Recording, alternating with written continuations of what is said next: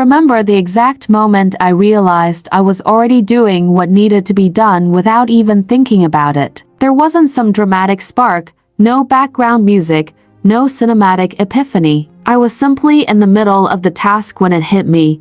The initial discomfort was gone. The emotional weight was still there, but I wasn't fighting it anymore. And that led me to a powerful realization.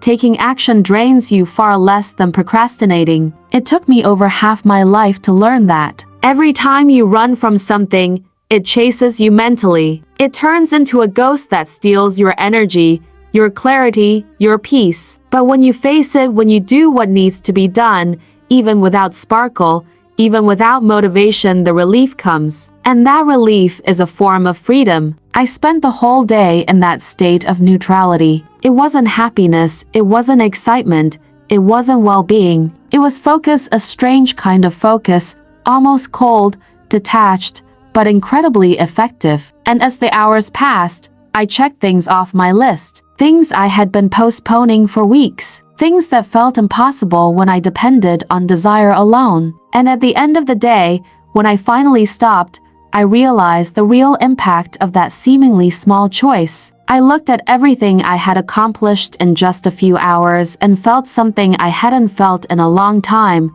Respect for myself. Not inflated pride, not euphoria, just respect, the feeling of having honored my own commitment, of having been the person I said I would be. That realization opened a door inside me. I understood that discipline isn't about perfection. It's not about doing everything at the highest possible level every single time. It's about consistency, about commitment, about resisting the urge to quit at the first sign of discomfort. And above all, it's about building an identity, because every time you act without wanting to, you reinforce the idea that you're someone who acts, who does, who follows through, who keeps going, and that changes everything. Because you stop seeing yourself as someone who tries and start seeing yourself as someone who does. Confidence grows from that. Self-esteem grows from that. Self-respect grows from that. And eventually, the results grow from that too. The following weeks became a kind of laboratory for this new version of myself. Not because everything became easy, far from it, but because I finally had a real tool. I knew I couldn't rely on desire. I knew motivation wasn't dependable. And as I repeated this practice,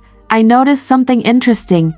The less I needed to feel like doing something to actually do it, the lighter I became. The lack of desire stopped being a problem because it no longer made decisions for me. And then came the deepest turning point. In a completely unexpected moment, after several days of honoring my commitment, I felt something I hadn't felt in a long time.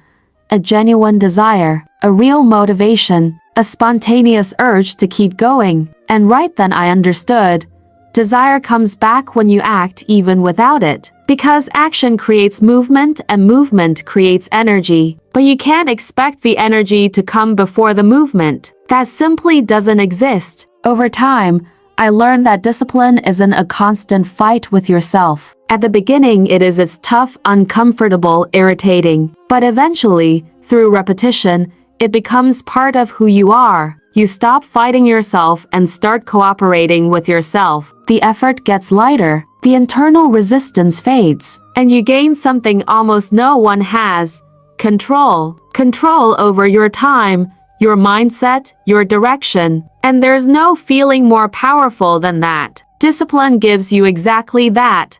Freedom. One of the moments that marked me most in this entire process happened months after that first day. I was facing a much bigger challenge, something that required consistency, dedication, patience. Something I never would have been able to finish back when I depended only on desire. And on one of the hardest days, I woke up again without energy, without motivation, without enthusiasm. But something was different. That kind of day used to knock me down completely. It used to make me pull back, postpone everything, even give up. But this time, I didn't need to think. I didn't need to reflect. I didn't need to negotiate with myself. Discipline took over automatically. I got up, did what needed to be done, and moved through my day. And it was in that natural simplicity that I realized I had changed. Not overnight, not in some epic transformation, but quietly built through small, daily decisions. It was one of the greatest feelings of victory I've ever had, and no one saw it. No one even imagined it. Because that's how discipline works.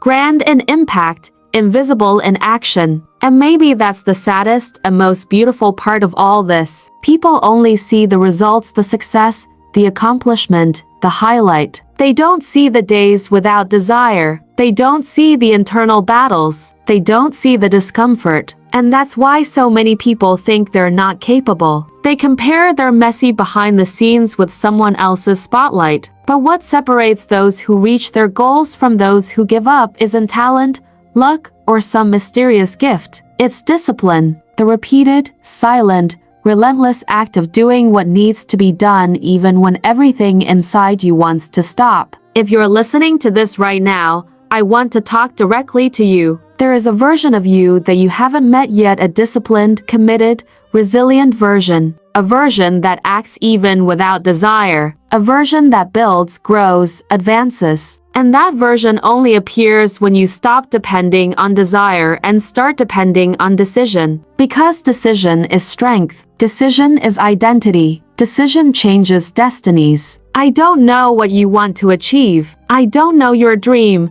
your goal, your mission. But I know one thing.